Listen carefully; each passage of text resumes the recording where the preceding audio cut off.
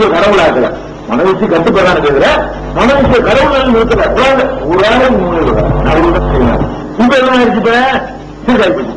அல்லாவுடைய வேதத்தை விட நான் என்னுடைய மனோவிஷயத்தை தான் கேட்பேன். அப்ப அல்லாவுடைய வேதம் சொன்னாலும் அதை ஏற்றுக்கிற வேண்டிய அவசியம் எனக்கு இல்லை அப்படிங்கிற மாதிரி ஆர்குமெண்ட் பண்றான் பாருங்க. அதாவது ஏறக்குறைய நியாயப்படுத்துவது, தான் செய்கிற தப்ப நான் செய்யத்தான் செய்வேன் அப்படின்னு நியாயப்படுத்தலான்னு வைங்களேன். அந்த அர்த்தம் கொடுத்தவங்க அந்த வச்சு விட்டாங்க. குழந்தைக்கு உடம்பு சொல்லிட்டானே, எத்தனை காக்க முடியாதுன்னு சொல்லிட்டானே. இந்த அர்த்தத்தை நம்ம கொடுக்கிறது மனோவிஷயம் 2 அர்த்தம் கொடுக்காது, மற்ற ஆதாரங்கள் அதை போதும். இது ஒரு பத்து விஷயம்.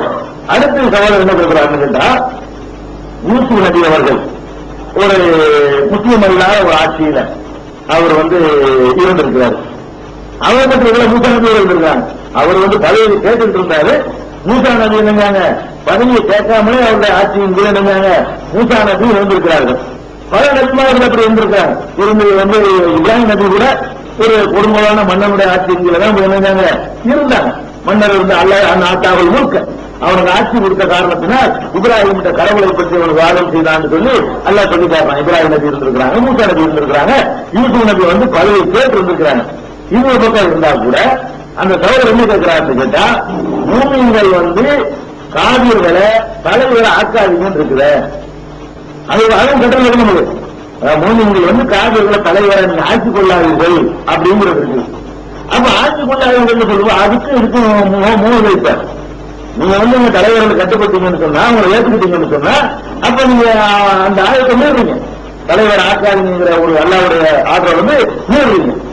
அப்ப இது 2 முரண்படுவதுன்னா அல்லாவுடைய வேதம் ஒரு காலத்தில் முரண்படாது. சரியான முறையில் வழங்கி கொண்டமையானால் அல்லாவுடைய வேதம் எந்த வசனத்துக்கும் எந்த வசனமும் என்ன செய்யாத ஒரு காலத்திலையும் முரண்படாது. அது அல்லாஹ் என்ன சொல்றான்னு கேட்டா, மூமின்கள் காபிலா எத்தகையில் மூமினுடன் காபிரியின அவளியாக இருந்து மூமினே. மூமின்கள் மூமின்களை விடுத்து காபிர்களை தங்களுடைய தலைவர்களாக ஆக்கிக் கொள்ள வேண்டாம், ஏற்படுத்திக் கொள்ள வேண்டாம் அப்படின்னு நல்லா சொல்லுவோம்.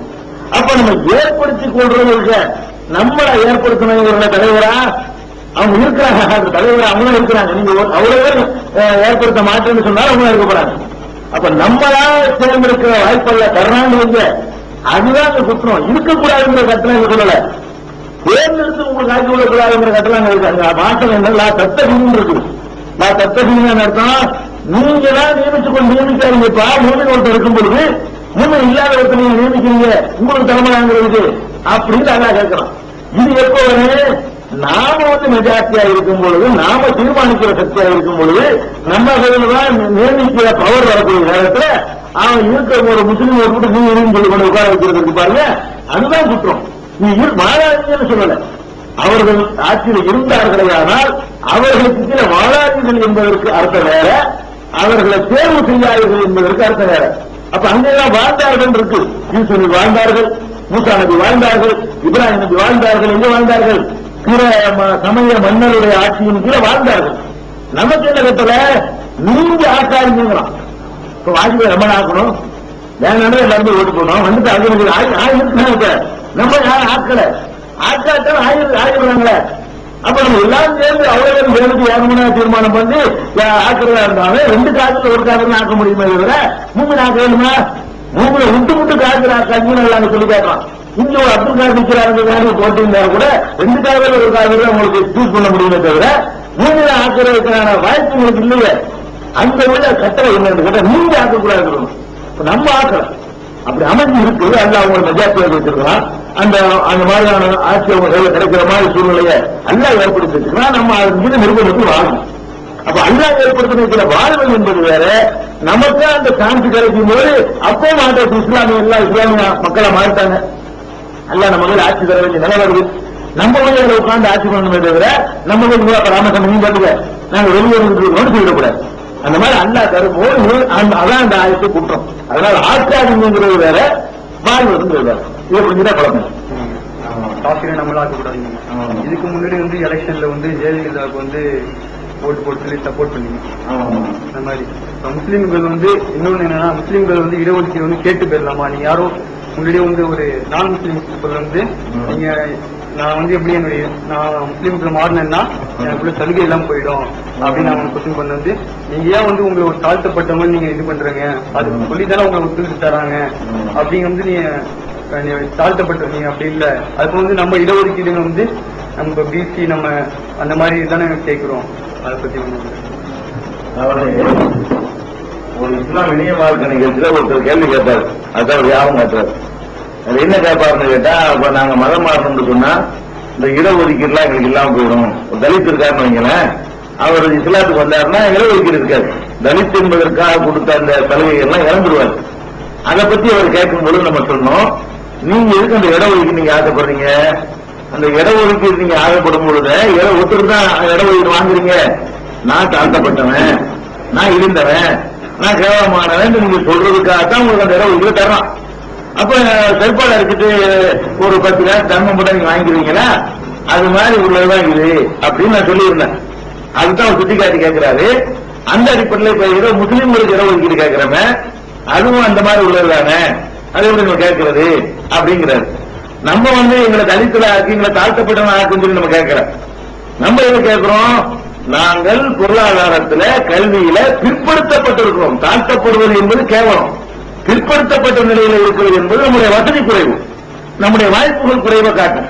ஒருவன் வந்து தாழ்த்தப்பட்டவன் அவனை தொடக்கூடாது, அவனை தீண்டக்கூடாது, அவன் பார்க்கக்கூடாது, அவன் உட்கார்ந்து உட்காரக்கூடாது என்றெல்லாம் சொல்லுவது வந்து தாழ்த்துவது என்பது. அந்த தாழ்த்தப்பட்டவன் என்பது ஒருவனுக்கு கிடைக்கக்கூடிய அவமானம், கேவலம். பிற்படுத்துதல் என்பது வந்து நம்ம எல்லாத்திலையும் பின்தங்கி இருக்கோம். படிக்காத சமுதாயமா இருக்கிறோம், வசதி வாய்ப்பு இல்லாத சமுதாயமா இருக்கிறோம், பெரிய பெரிய தொழிலதிபர்களா நம்ம சமுதாயத்தில் உள்ளவங்க குறைவா இருக்கிறாங்க. அப்ப நாங்கள் பிற்படுத்தப்பட்டுதான் இருக்கிறோம் அப்படின்னு சொல்லிட்டு அதற்கான உரிமையை கேட்கும் பொழுது நம்ம வந்து அந்த தாய் அந்த இழிவை நம்ம ஏற்றுக்கல, இதுதான் கேட்கிறோம். நாங்க முஸ்லீம் தான், அந்த குடிமக்கள் படிச்சிருக்கிறோம், அப்ப பாருங்க பிற்படுத்தப்பட்ட நிலையில் இருக்கிறோம் அப்படின்னு நம்ம கேட்கிறோம். அதனால அது வந்து எந்த வகையிலையும் தப்பு கிடையாது. அது இன்னும் சொல்ல போனா அது மார்க்க ரீதியா நமக்கு ஆதாரம் இருக்கு. எப்படி ஆதாரம் இருக்கு? உங்களுக்கு நேரத்தை சொல்லியிருக்கிறோம். மூசா நபி அவர்கள் அந்த பேரோடத்துல போய் என்ன கேட்டாங்க? அவங்க போய் ஏகத்துவத்தையும் சொன்னாங்க. அதோட கேட்டாங்க, இஸ்ரவேல் மக்களை நீ தனியா கூட அனுப்பு, அவங்களை சித்திரவதைப்படுத்தாத, சித்திரவதைப்படுத்தக்கூடிய ஒரு சமுதாயத்தை சித்திரவதைப்படுத்தாத என்று ஒரு ஆட்சியாளர்கிட்ட போய் மூசா நபி முழங்கினார்கள் என்று பல வசனங்கள் இருப்பதை வந்து உங்களுக்கு நம்ம எங்கே 734 20 47 26 17 26 22 44 18 705 இந்த வசனங்கள்ல எல்லாம் இருப்பதை நேற்றைய உங்களுக்கு சொல்லி இருக்கணும். அந்த அடிப்படையிலையும் நம்ம பார்க்கணும். அது போக வந்து நபிகள் நாயகம் ஸல்லல்லாஹு சொல்றாங்க, அபுல் ஜிஹாதின் கலிமத்து ஹக்கின் இந்த சுல்தானின் ஜாயிரும். ஒரு அநியாயக்கார ஆட்சியாளருக்கு முன்னாடி ஹக்க பேசுறது, உண்மையை எடுத்து சொல்வதற்கு பாருங்க, அது சிறந்த ஒரு ஜிஹாது அப்படின்னு சுற்றுலா சொல்லி இருக்கிறாங்க. அந்த அடிப்படையில் அநியாயம் பண்றீங்களப்ப, நாங்க அந்த நாட்டில் உள்ள மக்கள் தானே, எங்களை மட்டும் போய் ஒதுக்குறீங்க, எங்களை மட்டும் இதுக்கு வந்து நீங்க உரிமைகளை பறிக்கிறீங்கன்னு கேட்கறது வந்து அது உரிமைக்கு குரல் எடுக்கிறது வந்து அந்த தாழ்வு ஒப்புக்கொண்டது ஆகாது. நம்ம ஒப்புக்கொள்ளலாம். தாழ்வு ஒப்புக்கொண்டது கண்டிப்பா தான் கேட்கிறோம். நம்ம போன தடவை ஜெயலலிதா ஆதரிச்சோம், அதுக்கு முந்தைய திமுக கூட ஆதரிச்சிருக்கிறோம். 95 ஆரம்ப காலத்துல 96லயா 96ல அப்ப நம்ம காகிதத்தானே ஆக்குறோம் அப்படின்னு கேட்கிறாங்க. இங்க என்ன ஆயத்துல வருதுன்னு உங்களுக்கு கேட்டா, மூமின்கள் வர வாய்ப்பு இருக்கும்போது அவனை விட்டுட்டு ஆகக்கூடாது வருது. அப்ப ஜெயலலிதா கருணாநிதி இப்ராஹிம் இருந்தார் 3 பேர் காலத்துல. ஒரு ஜெயலலிதா ஒண்ணு, ஒரு கருணாநிதி ஒண்ணு, ஒரு இப்ராஹிம் ஒண்ணு, 3 பேர் இருக்கும் பொழுது இப்ராஹிமை விட்டுவிட்டு நீ ஏன்பா வந்து காதல தேர்தல் நல்லா கேட்போம். மூமின்களை விட்டு விட்டு நல்லா சொல்றோம். அந்த வசனத்துல நான் சுட்டிக்கான வசனத்துல மூமின்களை விட்டு விட்டு எனக்கு காதலை நீ தேர்ந்தெடுக்கிறேன்னு நல்லா கேட்கணும். லாயத்தில் மூமின் உணர் காதலின் அவுளியான்னு சொல்லிட்டு மின்னுவனில் மூமின்களை விட்டுட்டு அப்படின்னு கேட்கலாம்.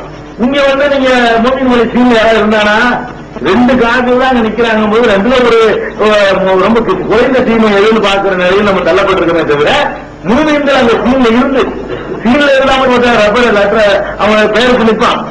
சீன்ல இருந்தா வரக்கூடிய வாய்ப்பு இருக்கணும். அப்ப பேர்ல இருந்தா வந்துடும் வாய்ப்பு இருக்கணும்ல. அப்ப நீங்க 10% ஓட்டு போட்டோம்னா 90% ஓட்டு 2ஆ பிரியும். 90% ஓட்டு 40 50 பிரியும். நீங்க 10% ஓட்டு இப்ராஹிம் போடுவீங்க. அது என்ன யூஸ்? அதனால என்ன நன்மை? 2 பேரும் சேர்ந்து மிதிப்பான். அவன் தான் மிதிப்பான், இவன் தான் மிதிப்பான். நம்மள அவன் வந்து உட்கார்ந்து செய்வான். இவங்க நம்ம ஒரு பேர் பண்ணல, எவனா ஒருத்தன் சப்போர்ட் பண்ற வாய்ப்பு நமக்கு இல்லாம போயிடும். இவங்க டோட்டலா முடிக்கணும் இன்னொரு ஆள் போட்டாங்க அப்படின்னு சொல்லிட்டு